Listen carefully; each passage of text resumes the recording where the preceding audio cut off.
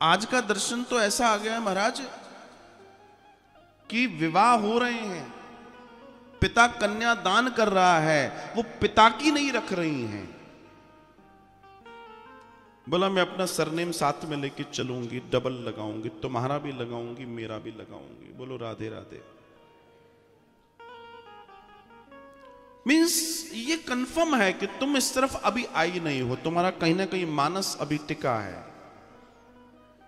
आप मानो या ना मानो, क्योंकि जब कन्यादान होता है तो बेटी का दान नहीं है, असल में वो गोत्र का दान है।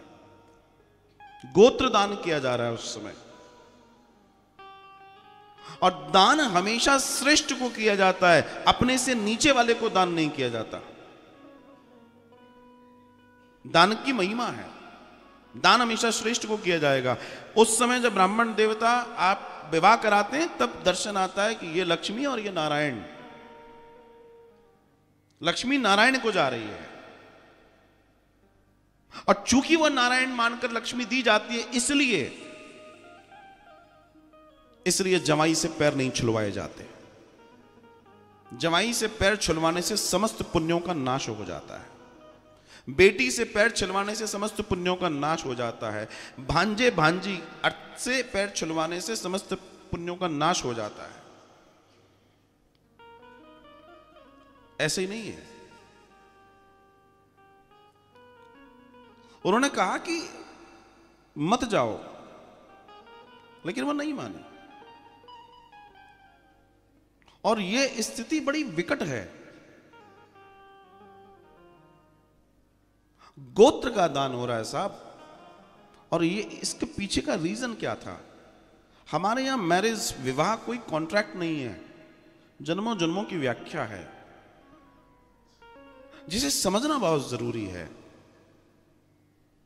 आपने एक शब्द बोल रहा हूं, प्रचलित है इसलिए बोल रहा हूं, वादा तो टूट जाता है ना? हमारे यहां ऐसा कुछ नहीं है। हमारे यहां तो अग्नि को साक्षी मान के, क्योंकि सबसे पवित्र अग्नि है, उसको साक्षी मानकर आगे की चर्चा होती है। लेकिन समय बीत गया, चीजें बीत गईं, अब कहानी बदल गई है।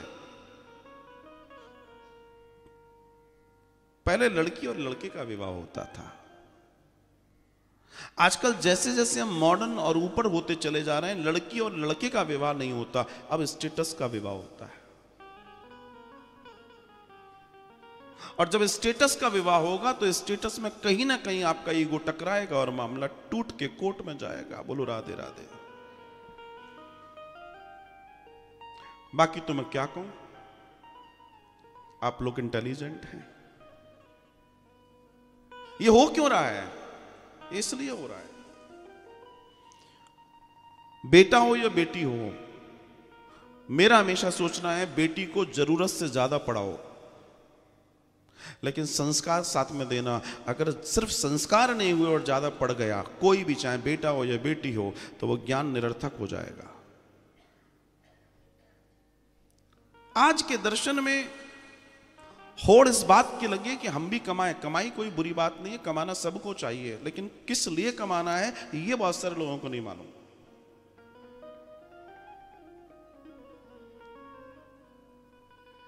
कई बार बड़ा कड़वा लगता है सोचने में कि घर में माता पिता वृद्ध हैं, सास ससुर या जो भी हैं, उनको एक कप चाय देने में लगता है कि हम क्या नौकर हैं। और जब मैं फ्लाइट में बैठता हूं,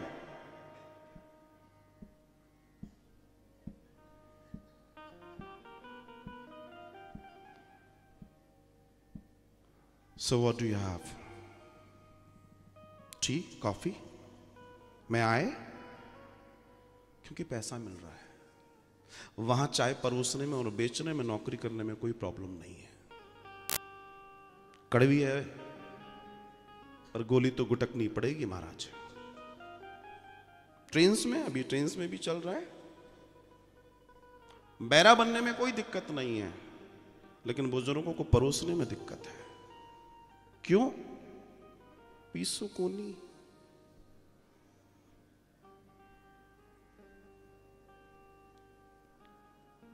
अरे तीसरा दिन है, थोड़ा बहुत तो सीखूंगा।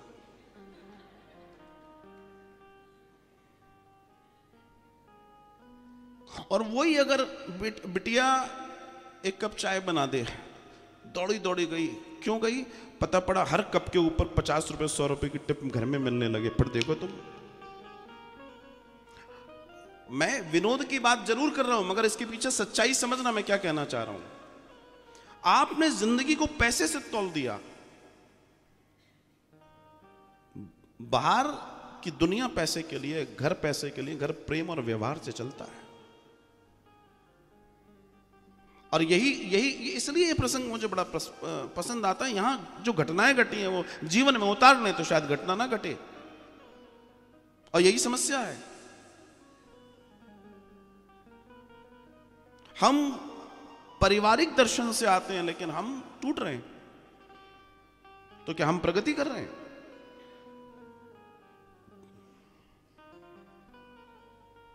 एक सास की शिकायत है, 4 दिन इसको आए हुए मेरा बेटा छीन लिया। मेरा बेटा तो इतना बढ़िया था कि क्या कहूं। उस सास से मैं कुछ कहना चाहता हूं। वो 4 दिन की आई है, तुम कह रही हो उसने तुम्हारा बेटा छीन लिया, तो तुम्हारे 25 साल के संस्कार कहां गए? जवाब दो।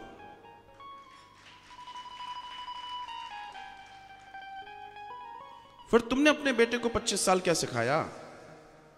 अपने गरिमा में झांक के देखो, उस लड़की से कहने से पहले। इस दुनिया में ऐसा कोई नहीं जिसको आजादी नहीं चाहिए, सबको चाहिए साहब। आपकी भी लड़की जब कहीं ब्याह कर जाती है तो आप सोचते हो आजादी से रहे, फ्लैट दिलवा देंगे, लेकिन आप कभी ये नहीं चाहते कि आपकी बहू आजादी से कहे वो तो घर में ही पोछा लगाए। दोहरा व्यवहार, और यही समस्या है। हालांकि एक परिवार को चलाने के लिए, बांधे रखने के लिए सबसे बड़ा कार्य अगर किसी का है तो पुरुष का है। पुरुष अगर एक्टिव है और कान का कच्चा नहीं है तो घर कभी टूट नहीं सकता। गारंटी मान के चलना, घर कभी नहीं टूट सकता। जो बाहर से आया है वो बाहरी सोच लाया, उसमें कोई बुराई नहीं है। आप उसको प्रेम से, व्यवहार से अपना बनाइए। और सबसे बड़ी बात, अगर वो आया है तो बहुत कुछ छोड़कर आया है, आपको उसको भी समझना पड़ेगा। इस सामंजस्य का दर्शन है और इसे समझना बहुत जरूरी है। मेरी अपनी स्टडी कहती है कि जहां जहां भी टूटन हुई है वो कच्चे कान के पुरुषों के वजह से हुई है। क्षमा कीजिएगा, लेकिन सत्य यही है। हम विवाह कर रहे हैं, हम बच्चे पैदा कर रहे हैं, हम परिवार में रह रहे हैं, लेकिन ना हमें बच्चों को पालना आता, ना परिवार चलाना आता। How to manage we don't know. कैसे व्यवहार करना है हमें नहीं मालूम। बस पढ़ा रहे हैं ना, तुम्हें बहुत बड़ा एहसान कर रहे हो। खर्चा दे रहे हैं ना तुम्हें, बहुत बड़ा एहसान कर रहे हो। इससे कुछ नहीं होता। बच्चे को दुलार चाहिए, बच्चे को प्रेम चाहिए। दोनों जने कमाने चले गए, अच्छी बात है, खूब कमाओ, भगवान करे खूब कमाओ, लेकिन जो औलाद है तुम्हारी, उनको भी तो घर में मां चाहिए जो दुलार करे। तुमने सोचा मैंने इतनी सारी एजुकेशन ली है, मैं नौकरी नहीं करूंगी क्या? मैं कहता हूं करो, अगर आवश्यकता है और बहुत दिक्कत है तो बिल्कुल करो, करना चाहिए। लेकिन नौकरी का मतलब सिर्फ नौकर बनना नहीं है। अब उस नौकरी से, जो पढ़ाई आपने की है, उस पढ़ाई से आप अपने बच्चों में ओनरशिप के संस्कार डालो, शायद आपकी पढ़ाई सार्थक हो जाएगी।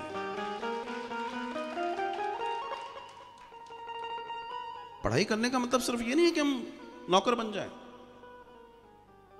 आप उस पढ़ाई को अपनी संतानों में डालिए। पहले वेद पुराण पढ़ने के लिए, शास्त्र पढ़ने के लिए स्त्रियों को कभी मनाही नहीं है, पुराण पढ़ने आदि के लिए। क्यों? अगर वो पढ़ेंगे नहीं तो बच्चों में संस्कार कैसे आएंगे? उनको एजुकेट करने के लिए हमेशा सनातन ने प्रमोट किया। और एक समय यह था कि कोई स्त्री खाली नहीं थी, उसके पास ज्ञान ही ज्ञान था।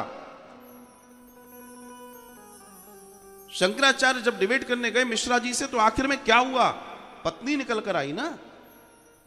बोला नहीं जी, मैं इनकी अर्धांगिनी हूं, अभी ये आधे हारे हैं, अभी आधा बकाया है, मुझसे कीजिए शास्त्रार्थ। आप बचा के ले गई। कहने का तात्पर्य है, स्त्री का ज्ञान उसके घर, उसके परिवार, उसके नन्हे मुन्ने, उसके आने वाली पीढ़ी को विकसित करने के लिए यूज होना चाहिए, ना कि कुछ घंटे जाकर कहीं। अगर जरूरत है तो बिल्कुल जाओ, लेकिन समझिए मेरी बात को। बच्चे को माँ चाहिए, उसको पैम्पर चाहिए, उसको दुलार चाहिए।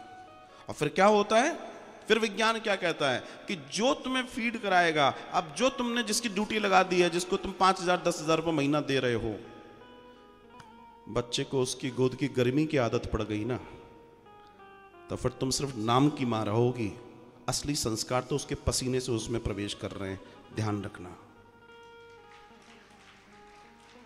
जो लोग ये गलती कर रहे हैं उन्हें समझना पड़ेगा, क्योंकि विज्ञान नहीं पढ़ रहे हैं। जिसके हाथ का कोरा, क्योंकि हाथ की अपनी एनर्जी है, उस एनर्जी से जब उसके अंदर कोरा प्रवेश करेगा तो उसकी गाएगा, उसके जैसे वातावरण, उसकी जैसी सोच, उसके जैसे विचार उसके अंदर आएंगे। क्या आप ये चाहते हो?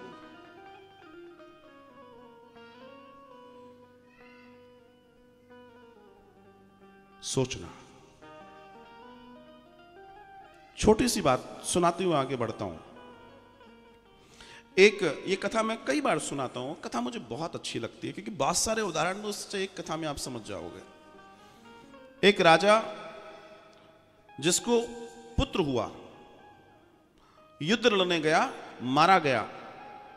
रानी ने बड़ी शिद्दत के साथ सेनापतियों के साथ लड़के जीत लिया युद्ध और बचा लिया अपने राज्य को। वो बच्चा धीमे धीमे बड़ा होने लगा। 4-6 महीने का जब वो बच्चा हुआ, रानी राज्य को संभाल रही है, क्योंकि जब आप बड़े लेवल पर होते हैं तो आपको दुख को दबाना पड़ता है और दुनिया को सब कुछ अच्छा दिखाना पड़ता है। बड़े की जिम्मेदारी ये होती है। अगर बड़ा ही शोभ में चला जाएगा तो कभी भी वो आगे नहीं चला सकता, इसलिए बड़े को त्यागी बोला गया है। और बड़े होकर भी जो व्यक्ति त्यागी नहीं है वो बड़ा भी नहीं है। एक दिन वो जल क्रीड़ा करने के लिए तालाब में सखियों के साथ गई, और जो दाई थी, दाई को बिठाया। दाई के भी एक छोटा बच्चा था, बोला इसको देखना। अब दाई उससे बहुत प्रेम करती थी, रानी से बहुत ज्यादा। आज पहली बार बड़े दिनों के बाद, राजा के जाने के बाद, रानी को खुश देखा था। वो रानी स्नान कर रही थी, सहेलियों के साथ क्रीड़ा कर रही थी। उसने कहा ठीक है। इतने में राजकुमार रोया। राजकुमार रोया, उसने देखा बुलाऊं तो बेचारी को कष्ट होगा, और उसने उस राजकुमार को दुग्धपान कराना शुरू कर दिया। इतने में रानी का आना हुआ। रानी ने देखा कि एक दाई जो आया है वो मेरे बच्चे को दुग्धपान करा रही है। उसको बहुत क्रोध आया। उसने तुरंत बच्चे को बाहर खींचा, दोनों पैरों से पकड़ के उल्टा लटका दिया रानी ने, और उसके पेट पे जितना मार सकती थी हाथ मारा, जितना दूध था सब निकाल दिया। पूरा दूध, जितना शक्ति थी पूरा दूध निकाल दिया, निकलना बंद हो गया। बहुत डांटा उसको। समय गुजरा, वो बच्चा 5-7 वर्ष का हुआ। एक बार वो अपने सेनापति के साथ राज्य की सीमाओं का निरीक्षण कर रहा था कि उसने देखा कि पड़ोसी राज्य में अकाल पड़ा है, अकाल से ग्रस्त लोग अन्य पड़ोसी राज्य में जा रहे हैं। उसने कहा सेनापति से कि ये इतनी दूर राज्य में जा रहे हैं, हम इनको शरण क्यों नहीं दे सकते? बोला महाराज आप देखिए क्यों नहीं दे सकते। बोला रानी मां से बात करना चाहता हूं। वो कहता है कि वापस महल चलो। वापस राज्य और महल आया, मां के पास प्रणाम करके कहता है मां आपसे एक निवेदन है। मां कहती है क्या? बोला पड़ोसी राज्य में अकाल पड़ा है, वहां के लोग इतनी दूर पड़ोसी राज्य में जा रहे हैं, आप अगर आज्ञा दें तो उन सबको अपने राज्य में शरण दे दें। रानी घुटनों के पर गिरी और रोने लगी जोर जोर से, और अपने बच्चे को चूमने लगी और हाथ पकड़ लिए और जोर से रोने लगी, मुझे क्षमा कर दे। बच्चा, मां मुझसे क्या क्षमा मांग रही? बेटा मुझे क्षमा कर दे, लगता है मैंने उस दिन तेरे पेट को कम थपथपाया था, शायद उसकी दूध की कुछ बूंदें तेरे अंदर रह गई, वरना तो आज ये नहीं पूछता कि मैं ले आऊं क्या, तू उनको ले आता। समझ आया कुछ? It's a matter of mentality. दो तरह की मेंटेलिटी होती है पूरी दुनिया में, एक एम्प्लॉय मेंटेलिटी, एक ओनर मेंटेलिटी। एम्प्लॉय मेंटेलिटी कभी भी ओनर मेंटेलिटी जैसी नहीं हो सकती। ओनर मेंटेलिटी दुनिया का काम करती है। आप दुनिया में जहां हो, जिस समय हो, जिस दिन आप बड़ी सोच के साथ काम करोगे, जीवन में आगे बढ़ोगे। और वही हुआ था उसके साथ। वो रो गई, शायद कुछ बूंदें उसके अंदर रह गई, क्योंकि उन्हीं का काम पूछ के काम करना है। अरे इतना दुख की खबर है, लोग परेशान हो रहे हैं, तो सीधे ले आता ना बेटा अंदर। इसलिए मैं आपसे कहना चाहता हूं, आपके लिए आपकी संतानों को आपकी जरूरत सबसे ज्यादा है। पैसा तो साफ इधर उधर होता रहेगा, और क्षमा करना, जब औलादें ही और संस्कार ही प्रॉपर नहीं हो पाई तो क्या करोगे उस धन का? उसका उनको कोई जरूरत नहीं पड़ेगी। पूत कपूत तो का धन संचय, पूत सपूत तो का धन संचय। आपने बना भी लिया तो एक चीज और कहता हूं, आज बच्चों को इतना डिजाइन कर दो, इतना डिजाइन कर दो। आपने जिस लेवल पर अपनी नौकरी छोड़ी है ना, उसके 4 गुना और 10 गुना से तो वो नौकरी स्टार्ट कर रहे हैं। तो आपके पैसे की उनको जरूरत नहीं है, अब वो बहुत आगे निकल गए। आप अगर ये सोच के अगर धन इकट्ठा कर रहे हो तो दिमाग से निकाल दो। बेहतर है उनका निर्माण करो, उनको श्रेष्ठ बनाओ, उनको महान बनाओ, उनको ओनर बनाओ, तो आनंद होगा।